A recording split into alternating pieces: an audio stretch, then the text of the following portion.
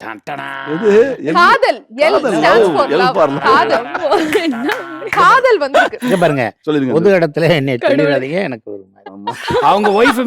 அவங்க wife lieutenant colonel. Singampuli சாரோட wife வந்து மிலிட்டரியில மேஜர்.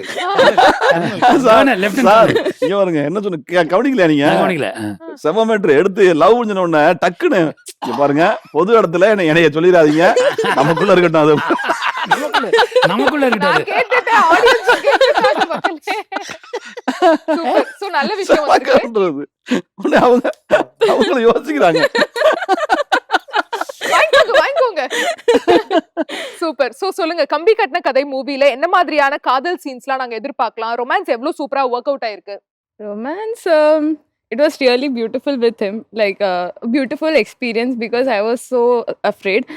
ரொம்ப பயமா இருக்கு, what he will say, how he will react. எனக்கு ஒத்திரி பேடியாയിരുന്നു. പക്ഷേ later when we were together, he said, cool, let it go, cool. So it was very nice to work with him. Okay.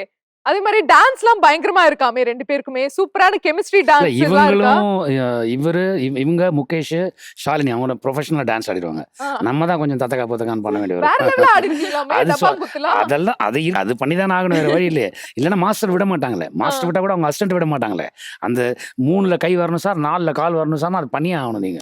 அதான். Super.